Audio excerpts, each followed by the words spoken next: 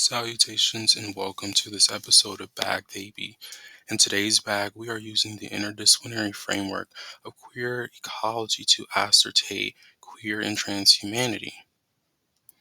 To begin, we will cover queer ecology, answering who coined it and what is the scope of the discipline and so on.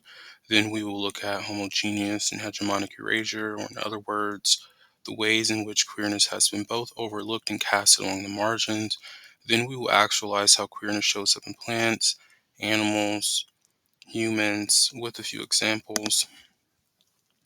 And to conclude, we will be providing an assertation for queer and trans humanity and wrap it up with the works cited. As I previously stated, queer ecology is an interdisciplinary field. It is at the intersection of various critical lenses. However, for the sake of this assertion, queer ecology has been funneled through two theories: queer theory and biological ecological theory, biological ecology theory. As the name suggests, queer theory queers hierarchies, institutions, systems by examining what is considered normal versus what is considered marginal in the interplay between the two. Queer theory also seeks to bring queer histories, identities, and experiences to the forefront, as defined by Anna Marie Jagos in her book Queer Theory. Ecology is simply the study of interaction between organisms and between organisms and their environment. Thus, queer ecology is the combination of the two. Queer ecology contains a series of practices that reimagine nature, biology, and sexuality through queer theory. It was coined by Kate Sandilands, the author of the book Queer Ecology, Sex, Nature, Politics, and Desire. Sandilands and scholars alike especially apply this discipline to humans' relationship with the environment by queering human and non-human interactions for insights on conservation. Homogeneous and hegemonic erasure entails the misinterpreted and manipulated ecological principles that render queerness socially unacceptable, deviant, or unnatural. We have three guiding terms as defined by Robert Parkdale in How to Interpret Literature, Critical Theory for Literary and Cultural Studies. Naturalization of heterosexuality refers to the influence of cis-heteronormativity, where heterosexual identity is considered natural and the only legitimate form of sexuality. Heterosexuality is considered the superior, preferable, default sexuality for humans and non-human organisms. Compulsory heterosexuality, better known as comphet, coined by poet and essayist Adrian Rich, refers to the indoctrination or imposition of heterosexuality by patriarchy and heteronormativity. In other words, straightness and being straight and heterosexual has to be performed.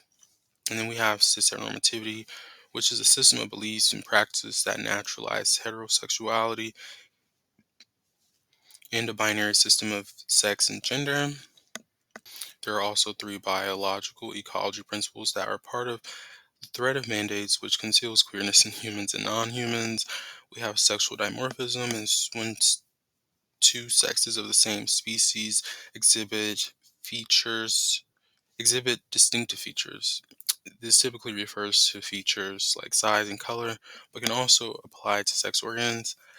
Sexual reproduction requires the consummation between two parents with complementary sex cells, and individualism is a culture, a situation in which the needs of the individual are more important than that of the needs of the community or the collective. And we see this kind of be these biological and these like human social mandates, these alleged mandates, work on a one-to-one sexual dimorphism and the binary understanding of gender and sex, sexual reproduction, and it's tying into the naturalization of heterosexuality and compulsive heterosexuality, where value is attached to being straight, but also value being attached to being able to rear a child, and individualism being a metaphysical haze over all this, which can output our sentiments on the naturalization of like being a parent and nuclear households, for example. Relative to humans and non-human animals, plant form is quite queer. Plant anatomy and physiology allows them to create their own food through the process of photosynthesis. Likewise, many plants are dioecious, meaning they consist of both male and female reproductive organs.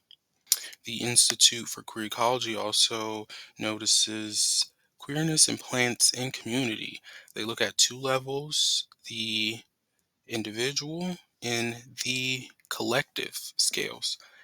And at the individual scale, there is queerness is mutability in plants. It is the power of transformation, shape shifting, and fluency. It is metamorphosis and constant becoming. At the scale of the collective, queerness is mutualism, it's resource partitioning, it's symbiotic relationships, it is found family and mutual support. Queerness in non-human animals has long been understudied, namely due to the imposition of human social constructions of gender and sexuality.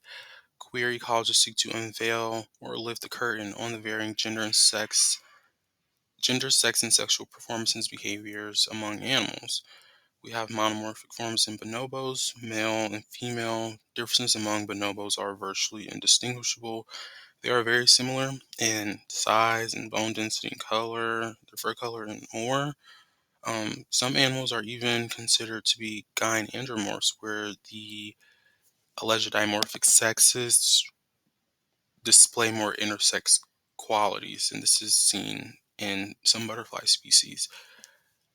Sex changing clownfish. Clownfish are matriarchal communities, and so when the leader, which is a female, dies, in the event that the female dies, the second in command male will change sex to maintain this social structure and to maintain the peace and prosperity among the group because the group needs a leader. Male seahorses and birds. I'm sure this is like a fun fact that everyone learned in elementary. Male and female seahorses do a courtship dance. If they're matched, the female deposits the eggs inside the male's pouch. And inside this pouch, they are nurtured. They are fertilized all the way, yeah, up until birth. So the father is the male seahorse is the pregnant one and does all the labor and the sort of physiological care for the babies. Penguins typically have more than one chick in a litter, but only one is likely to survive. That leaves an opportunity for same-sex committed penguins to adopt the neglected eggs. This has been observed in both the wild and in captivity. Everyday all-around queerness. In the journal article Masculinity is Plural, Pearson outlines what plural masculinity is, and plural masculinity acknowledges that gender is performance and that performance is fluid. It challenges hegemonic models of masculinity, which are often limited and one-dimensional.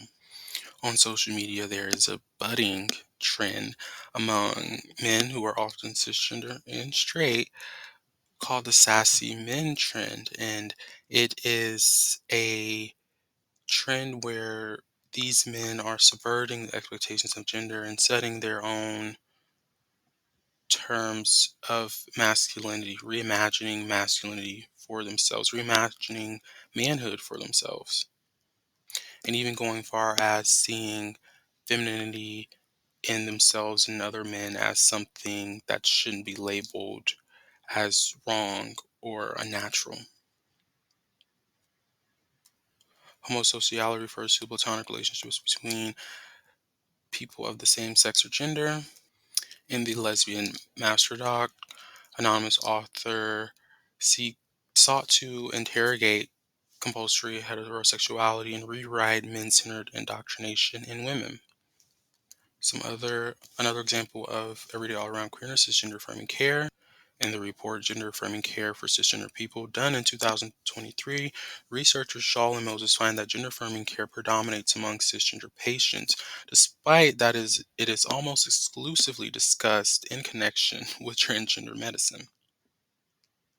Right, so we see in the data is reflecting that the rationale for gender affirming care among trans and cis people was all the same, and that cis people participate in gender affirming care at higher rates than trans people.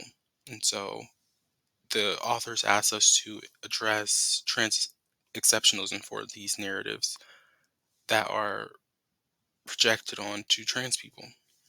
We also see adoption and foster care, and this this allowed this calls us to challenge our ideas around nuclear family, around chosen family and versus biological family, and parental instincts, which are all tied up in being natural things.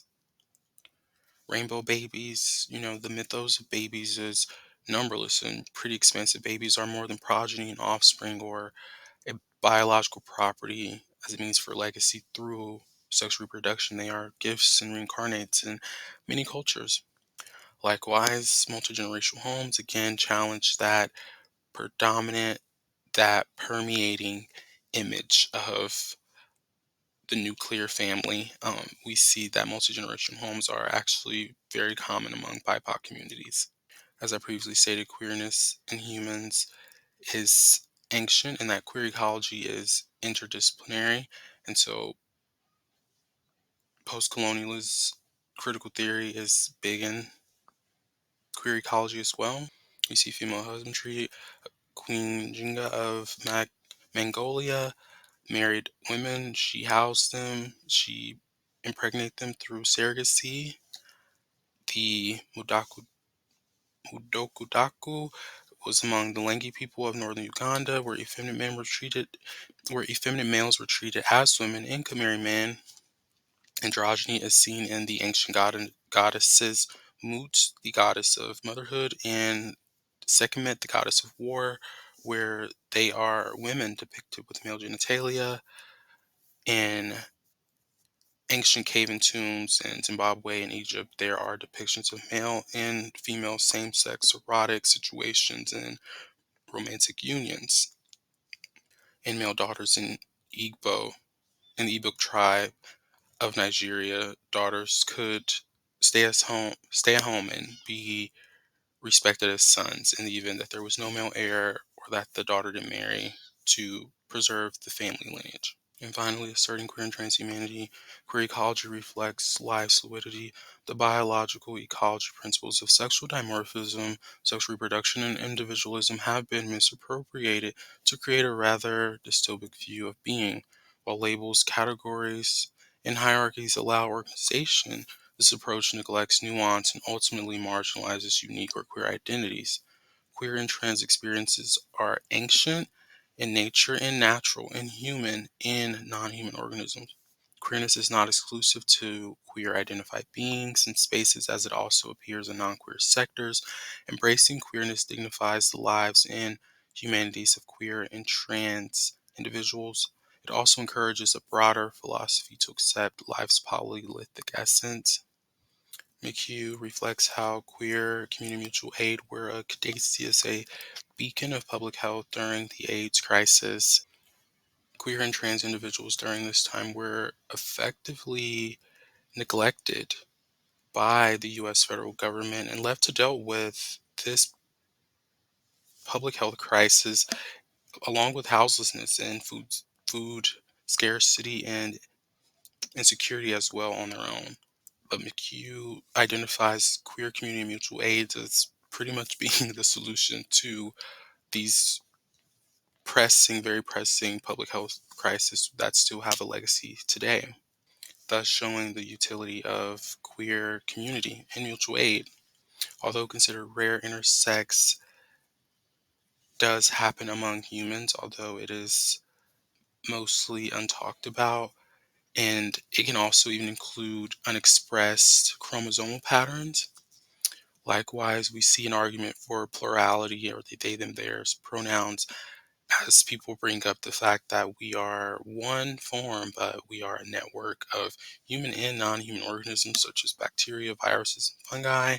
And so, this is a call to embrace our plurality. To finish off, I'm excited with my books and journal articles and web publications.